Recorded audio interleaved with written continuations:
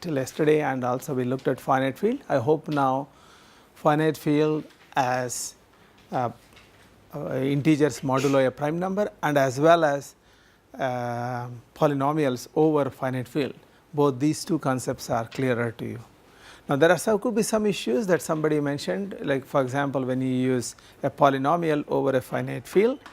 Now, to generate a finite field, you need to have a primitive polynomial, and I intentionally gave some example of non-primitive one, but there could be still irreducible.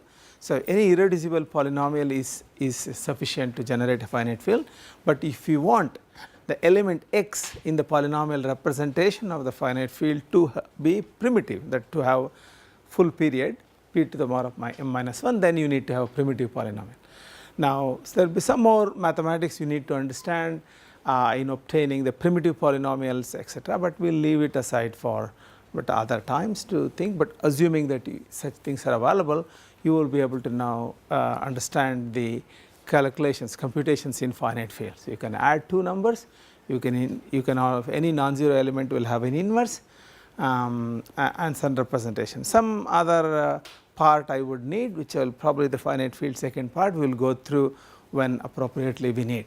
So, we will now move on to introduction to Reed-Solomon codes. And these are all very classical objects. It's been there for a while and has been applied in coding, also in magnetic disks, like when you have the other disks. So, Reed-Solomon code have lots of applications. It has been used and in many places. So, it's been well studied. I think our discussion will be more towards just explaining the new idea of storage codes. And we will first initially we look at, so this has quite a bit of concepts in this. So, for both encoding and decoding there is some idea of concepts, and then using our previous idea of standard array decoding, we will see what is an idea of a decoding in this case, but then we will also develop a decoding algorithm as though it is errors for the completeness sake, but I will space that part of the things appropriately depending on how we move. So, first we will look at the simple Reed-Solomon code and its properties. Okay. So, let us now we probably are now familiar with all these objects, like fq of x is a polynomial ring based on fq. So, they denote a set of all polynomials with coefficients from fq. Then further we will now confidently make now q to be a power of a prime number, p power m, and m is a positive integer. Now, what also will make some specific assumption to understand Reed-Solomon code better, where now n divides p power m minus 1, and for some understanding you could think it should be n to be equal to p power m minus 1, because that is what the primitive case is there. So, it is easy to visualize the concepts there, but the whatever the discussion we do will hold good if n divides p power m minus 1, but in particular case we will choose most of the case n equal to n p minus 1. Then I choose now alpha is of a multiplicative order n. So, that is it has order n such that alpha power n is 1 and n is the smallest number to get that value. So, you will not get, when you start multiplying with alpha itself, first time you get 1 is that you would have actually multiplied alpha n times. So, that is also called the order of alpha, sometimes it is called as. So, the multiplicative order is n. So, Reed-Solomon codes are simply now k dimensional linear subspace over fq, and they are denoted by C0 to Cn minus 1, these are all the coefficients. They are generated specifically choosing a polynomials of degree less than or equal to k minus 1. So, we will take a polynomial of degree less than or equal to k minus 1. So, how many different polynomials will be there? Yeah, q to the power of q to the power of k minus 1 is correct? Yeah, k, because you start with 0. So, it is q to the power of k polynomials. So, that gives you the dimensions, the total number of codes, and that is a linear space over a q. So, what you do is that take all those polynomials, evaluate these polynomials at alpha 0, alpha 1 up to alpha n. So, these evaluations, and that is a code word.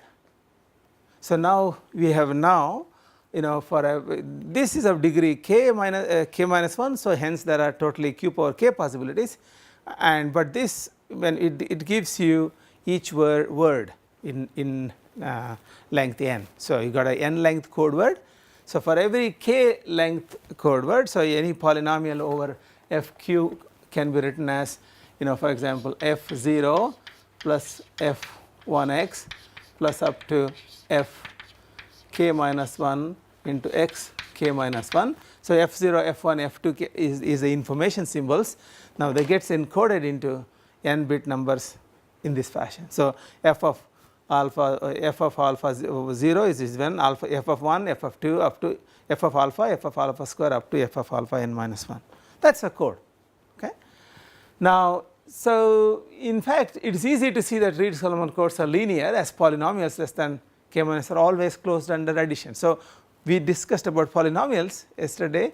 So you check one polynomial, check another polynomial,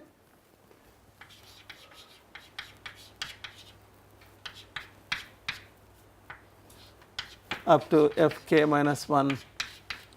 This polynomial you can say that you can add them, they are within the limit, and so you can all of them are closed under addition. So hence you can, and this polynomial does have a basis, you can start with that, and you can, that can generate all the things. So obviously this is a linear. So it's clear, linearity is clearly correct. So but now we will say that now we will also have another definition. So now we will, for some reason, for decoding idea that will be helpful.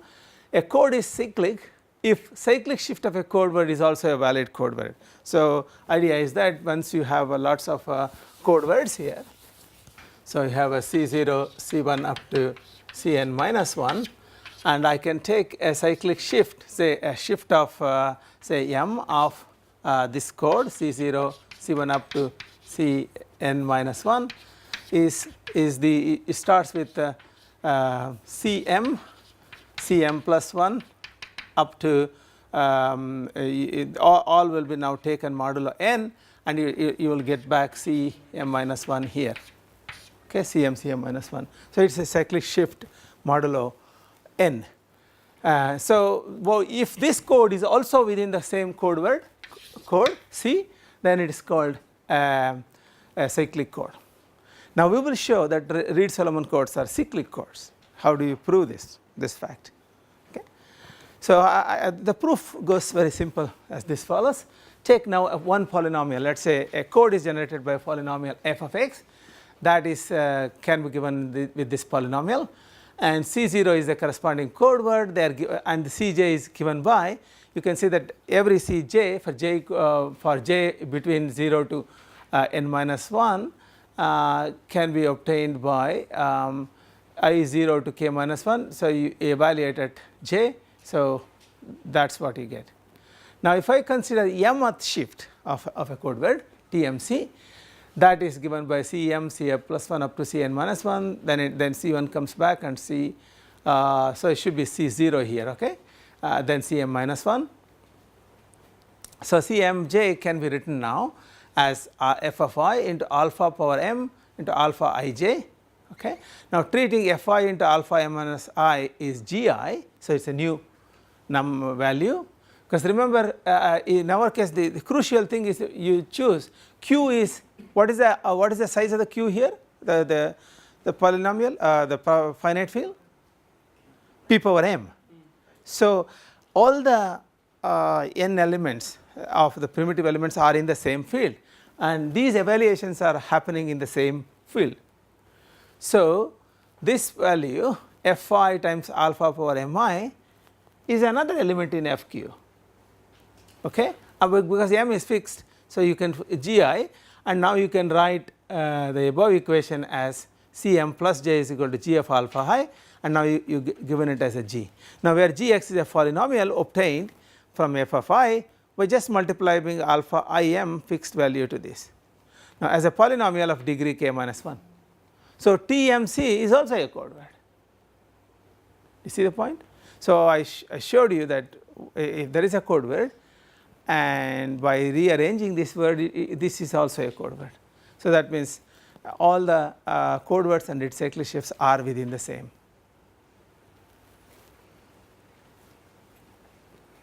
It's clear?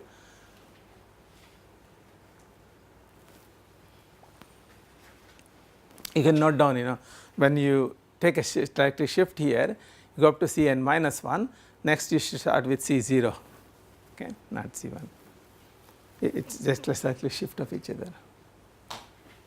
Yeah, is that clear? So now let us look at the minimum distance of this code. So we would like to find out what is the minimum distance, and the minimum distance we are looking at is Hamming. Let us say a code word, another code word, in how many places they differ. Okay. So we found, now we have determined the length and also dimension. Of course, the one way to know whether the code is good or not is actually knowing precisely the dimension, distance. So how good they are? Now this theorem, we prove out, shows that minimum distance of a Reed-Solomon code is it actually meets the singleton bound n minus k plus 1. So now let us say how let's prove this one. This is the simplest thing. There could be actually many proofs you could do as we go through. So any polynomial of degree k minus 1, if you look at it, how many zeros it can have? K minus 1. So hence number of non-zero positions in any non-zero code word has to be greater than or equal to n minus of that. You can see, but the singleton bound we proved yesterday, the d mean cannot be more than n minus k minus 1. So obviously it should have precisely that n minus k plus 1, you can't have anything else better. So this is the simplest one, because from the very construction you get the bound automatically. Clear? So we will see one or two examples. Now so once we have some of the things that I am interested in is to have a generator polynomial representation, just like the previously we had this. So the polynomial evaluation representation of RS codes, now you can be arranged as a matrix equation between a message vector and a generator matrix. So Reed-Solomon code is a k dimensional subspace of FQN, you know that, and to form a generator matrix, now it is sufficient to locate k linearly independent code words. That is what yesterday we did, that was the main idea. So take all the code words, and if I can just recognize k linearly independent vectors, I can construct a generator matrix equation for them. So we know that for any code word in nk is of the form, which is basically evaluating at all powers of alpha, right, that we know that. So for some fixed degree less than or equal to k minus 1. Now what we do is we will take, this is the simplest one, which you call, we take the basis 1 x and xk minus 1 as a basis for polynomials. This is what I was coming to, is when you take any polynomial here, I can take a polynomial as a basis, and that is probably evident. You could see from last time also, you have a 1 then a x up to x power k minus 1. So you can multiply any one all these basis vectors. So in sequence notation, this 1 is basically the 1 followed by zeros, and x is like this, and xk minus 1 is like this, an identity matrix. And any polynomial now is a one-to-one correspondence with this sequence. So you can generate any polynomial of length k by multiplying with all the elements in fq. So totally fq plus k. So the crucial detail that from the whatever we did yesterday, what you need to think about is that the field finite q has the element of order n. That means, so in general q equal to n plus 1, most of just one more than that. Okay, there are very interesting theoretical problems in RS codes, which I will tell you at the end, but that is what you should keep it in mind. So what we are doing, all the calculations within the same field, and unlike when the examples that we did yesterday with the finite field, where for example f2 power 4, we will use the symbols in f2, but we will construct over 4, right. But now here we will also do the same thing, but we will manipulate the whole thing over p power m itself, like all the finite field is participated in it. In other cases, you know, in for example, the same theory can also be used for BCH codes, which we do not discuss now in this one course, but there you will worry about taking some kind of trace function or something from a higher field to a lower field, but here we will work with in the same field, and we know that within this field there is an element of order n, and all the manipulations we do is in that context. Okay. So I choose now a fixed degree k minus 1 and take that as a basis, and so what I want is that I want of this form. So for example, I take the message polynomial as a message vector as m0 to mk minus 1, you can consider it as a polynomial, no problem. Then we want to come up with a matrix generalized RS that has linearly independent vectors from the RS code. So and so for example, the things will exactly look like this. You see, you take here all ones and you have GS 1 alpha square up to alpha n minus 1, and the second row will be same row, it is actually putting a squared, and those of you already know some matrix theory, you probably recognize the structure of this one. Can anybody say what is the structure of van der Monde matrix? So what is the property of van der Monde matrix? It has a full rank provided all the the points the alphas are all distinct. So as long as the van der Monde matrix that determines the elements, they are all distinct, you get any the matrix has a full rank, and in take any k by k sub matrices also has a full rank, and you see this property, that is the matrices with any k by k are sub matrices have a full rank becomes an important requirement for generating Reed-Solomon code, and that is the main idea. So as you can see that when you multiply message with the GRS with all possible, that is what you do. So this is what basically turns out as an evaluation of that polynomial and with these values. So really multiplying this vector, this basis vector with the k with the polynomial here, so you can see the m0 get multiplied, that is exactly is almost equivalent to evaluating the polynomial. Okay. So that you got a generator matrix things. So once you have a generator matrix, natural idea is to look for the dual of the code. So how do you determine the dual of the Reed-Solomon code? So recall from the definition. So what is the dual of a nk linear code?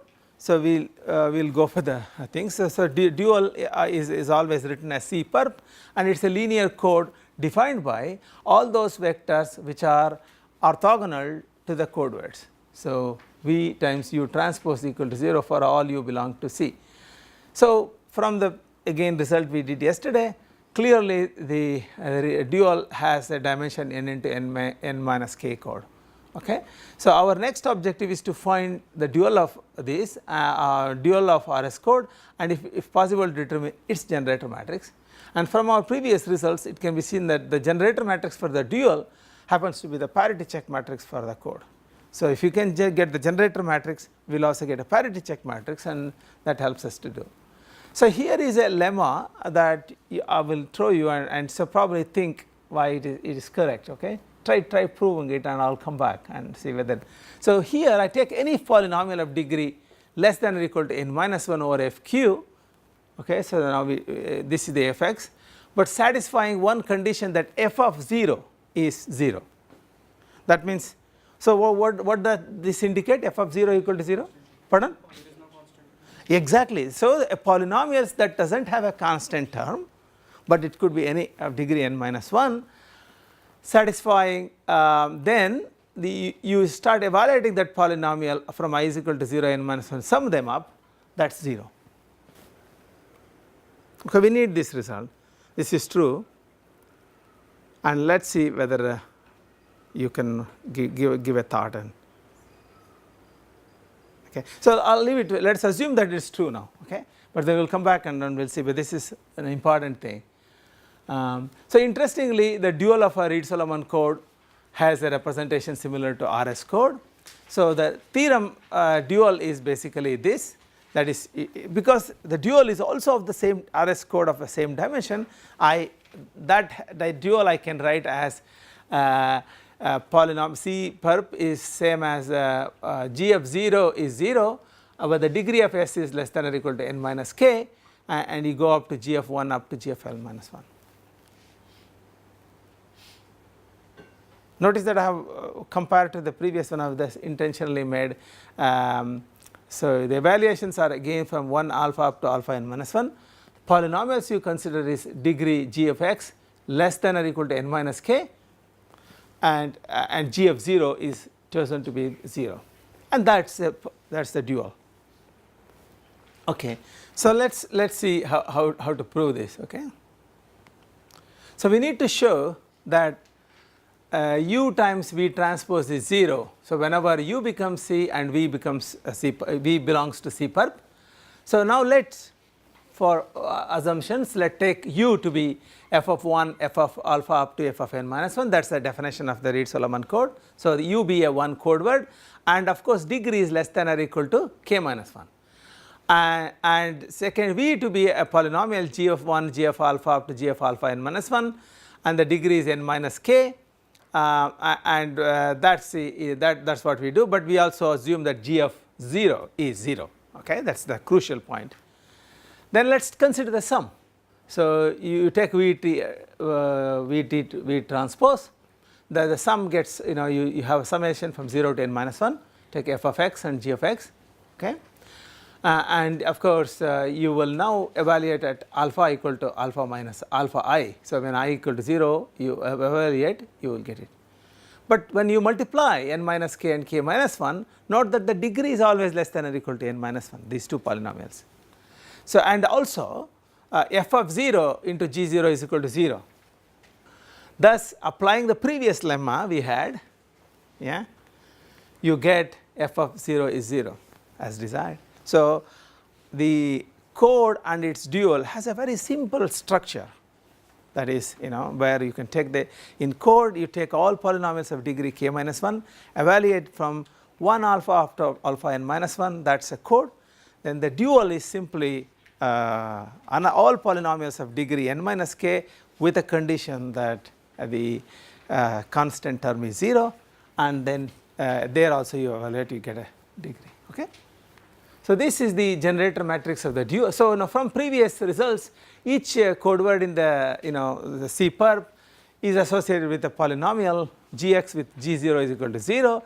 Of course, the degree is n minus k. So, note that you have n minus k values and you can freely choose from fq. So, consider polynomial fq to consider polynomial gx. So, hence there are q to the power of n minus l code words in the dual. So, it should be n minus k code words in the dual. So, it can be seen that you can change the so it can be seen that the code words in C sub is associated with polynomials of this form a basis for the trio. So, using this basis you can have a generator polynomial that is of this form, where you start with 1 alpha to alpha n minus 1 up to 1 alpha. Okay. Clear? So, this is so note that because of the earlier result, this generator matrix is also a parity checked matrix for the code. Now this n minus k times n matrix, and you take a code word now, they actually happen to be 0, you give n minus k minus 1 0. So, this is because the earlier result, the generator matrix for the dual is a parity check matrix for the code. So, matrix times the code word, that you get all 0 vector. So, these equations are called parity check equations for the code, and the concept of duality explains why the generator matrix for H is also called a parity check matrix. So, remember that is how I started. So, when I started with a linear code, what all minimum thing I needed was basically the linear code and its dual, and from there we constructed parity check matrix. Yeah. So, we also looked at some properties of the parity check matrix is the one which actually helps us to give the dimensions and the code. So in our discussion with the bounds yesterday with Adrish, you would look at the structure of the parity check matrix helped us to give the bounds. Okay, and the same way here also now from the parity check equations now we get the bound. Okay, so let's consider an example now. You have q equal to 8, the primitive polynomial, primitive element is alpha, now satisfying alpha cube is equal to alpha plus 1, that is the RS code of length 7 and k equal to 2, so they can be constructed this way form. So you can assume that. So those of you who have seen this, do you recognize any other forms of structures that you would have, those of you who are doing in signal processing and communications before, does it remind you of some structure of matrices that you are familiar with?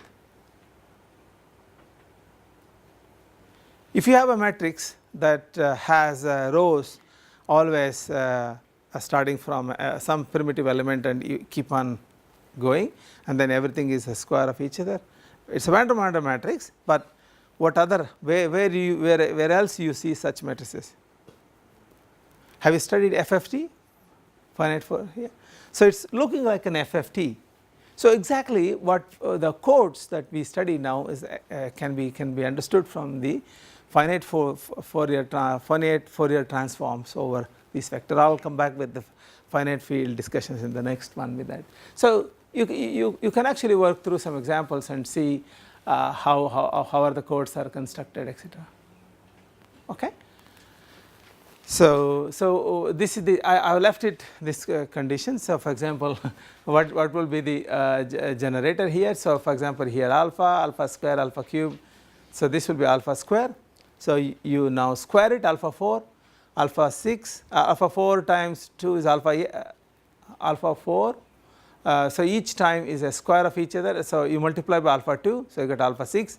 Alpha 6 times alpha 2 is alpha 8, which is alpha. Then alpha cube, alpha 5. So what is this? If you have alpha 3 times alpha 3, pardon? Tell me. So let's complete the H. Yeah, it's a square of the previous element. Alpha cube times alpha 6, alpha 6 times alpha 3, alpha 9, it will be alpha square times alpha 3 is alpha 5. Alpha 5 times alpha 3 is alpha 8, which is alpha times alpha 3 is alpha 4. So I can see that you can always you start with alpha 3, you end up with alpha 4, but if you go from this direction it will be 1 over there. So that is how the Fourier transform matrix look like, if you remember. So similarly now alpha 4, which is times alpha 4 is alpha 8, which is alpha then be alpha 5, then be alpha 9, which is alpha square, this is alpha 6 times alpha 4 is alpha 10, which is alpha 3. So then this will be, so for example, it will come alpha 4, alpha 3, alpha 2. That defines the generator matrix. Clear? So you now make sure that for example, take this one example and see these two matrices actually code words in these two matrices, and here they are orthogonal to each other. So and that is the proof that I have here for the lemma. So now if you get an idea for the lemma from this idea, so that will be it. So why it works? Because of this lemma, whatever I mentioned is actually equivalent to through an example. So probably you think about solving this example, say make sure that the code word and its dual are orthogonal, and that idea translates into the proof for the lemma. Okay. So probably I will give you some think about it and show it to me whether how you prove it. Okay. So next idea is to actually going with the decoding of Reed-Solomon code, but let us try to absorb whatever the ideas we have for the Reed-Solomon code first, and before going to the decoding. So in case of decoding, what happens is code word now is transmitted and there will be some errors happening. Errors happen at certain positions and error values have certain values, and now our idea is that by using the relationship we have with the parity check matrix, we should be able to somehow recover the error and also the locations. Now, obviously the just like what we did yesterday, how to do the decoding. So we have in the standard array decoding we saw the issues happening, and so we should be able to compute the the coset leaders and through which you could do, but then you will soon realize that okay, doing it for the coset leader approach to this one is pretty big because the Reed-Solomon code is pretty large, so probably is not an efficient one, and that's where we'll go through ideas from Peterson, Gorenstiel and 3 people who gave this decoder. Okay, I'll go through that a bit later. First, let's try to absorb all this idea what we have. Okay, so now I'll come back to the finite field things that we left off the other day. Talks about the properties of the finite fields. Let's look at now. I want to now look at the how to handle the operations in finite field. How can I add quickly? How can I multiply quickly, and so forth. So let's look at the idea of multiplications in finite field. So I hope, how many of you have already kind of worked out some questions given in the finite field one last week, yesterday? Like I saw somebody doing the equations for GF2. Has anyone worked out the finite fields of your favorite finite fields of certain size? Yeah, it would help actually if you try to work out a small example, say maybe 16 order finite field or 8 order finite field completely yourself and do some calculations, so you can get a hang of the computations involved. So now I discuss actually that aspect for further things. So multiplication of 2 polynomials is simple. So for example, if you have 2 polynomials, is represented as a power of alpha.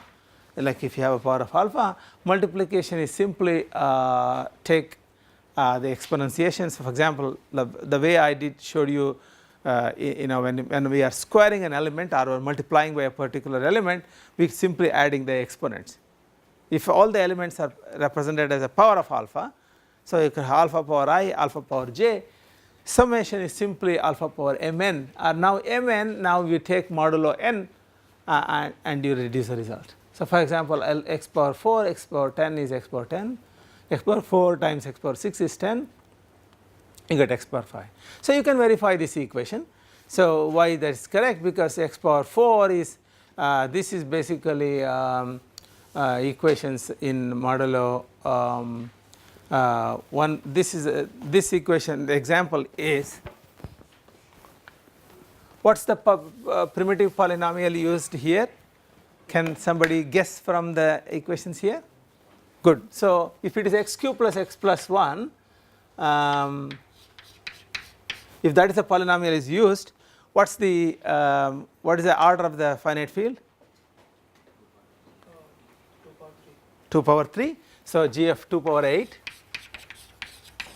Okay, and x is of the order 8. What's the order of x? 7. X power 7 equal to 1. So all powers of x is, there are 7 elements, including 0, it is 8.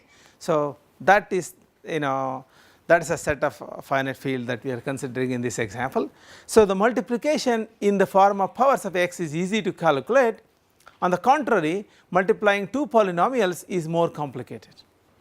So if I have a polynomial, let us say given, for in the same example it is 0, 1, 1 x square and 1, 0, 1 x square. Okay, so this is x plus x square, this is 1 plus x square. So these 2 polynomials, what's the complexity of multiplying 2 polynomials? So this should be order m squared. If to constant, if it is GF 2 power m, if it is 2 power n, it is n square, but generally it is the size of the polynomial is of the order, yeah, but it's in quadratic. So obviously you don't like to, so you would like to, for all multiplication you would like to keep in the power of powers, but then powers will that will be the problem. On the other hand, addition is the opposite. it is not simple to calculate the addition of 2 powers. So, for example, given x power 7 or something, then how do you add?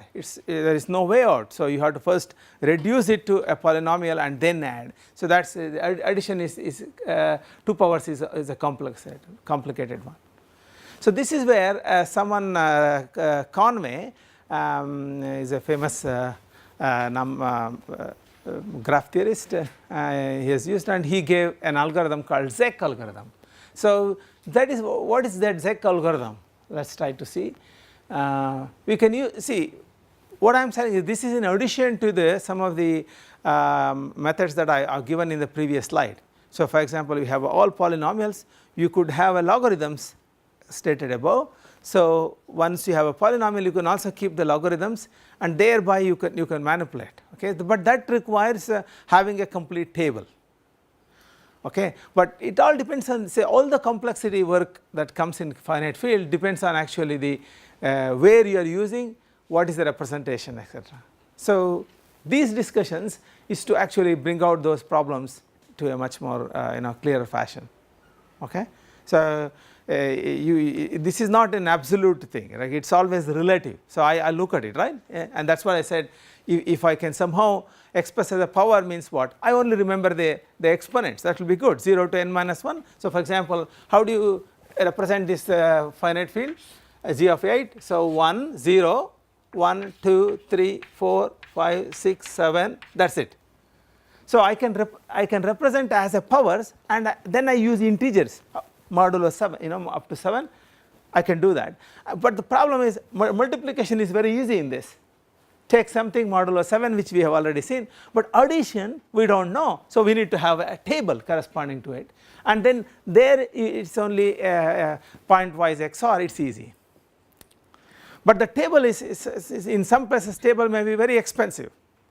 So, you would like to have both. So, your choice of thing depends on that. So, this idea of a Zack algorithm, let us see whether you see it clearly or not. So, now this assumes that we use multiplication, that means this is the basis, we represent using that. But now let us look at what happens when you are multiplying by 2, when you are adding 2 numbers, because that is what we want now. We want to add alpha m, alpha n. So, that is alpha m. Okay. Now, take alpha m out of this. So, you have 1 plus alpha n minus 1. So, if I somehow can put a logarithm of n minus 1, which is Zack algorithm, that gives you z of n minus m is the logarithm of power of alpha of 1 power alpha n minus 1. So, that I will keep it in table, and then computations thing becomes easy. So, I can still now do only here. So, in this representation I will take g of 2 power 8, elements are represented 0, 1, 2, 3 up to 7, okay. And sorry, we are right, thanks. Yeah, so, this kind of thing can, this is what you need to be clear about, yeah. G of 3 here, there are 7 elements. So, multiplication is simple in this one. What is multiplication? So, A plus B mod, if A B belongs to this, that is the representation. Multiplication in this representation is A plus D mod 7, good. Now, addition not so easy, because addition is basically x to the power of A plus x power b, and you have to find out the corresponding logarithm of x, correct. So, it is a bit hard to do that.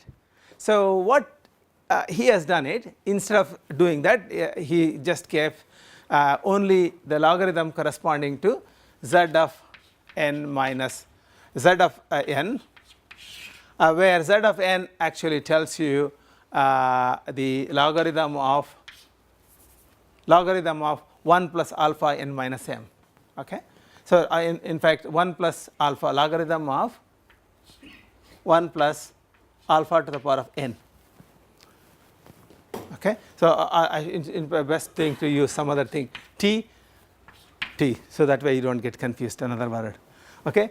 So, you take this is the logarithm of that, and I can keep it in a table and simply values are permuted and stored in a lookup table.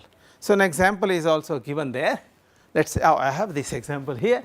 So, you take n, so 0 to n 7, then that is x power n.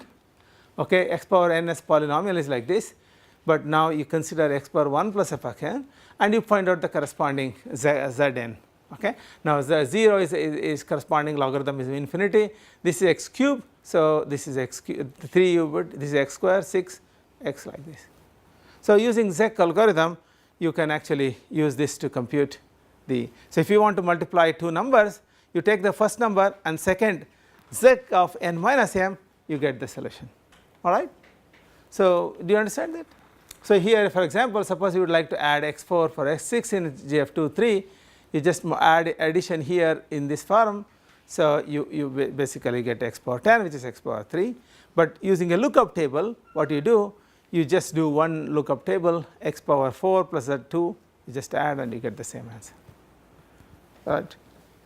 So, you see the advantage of this method. This is one of the things.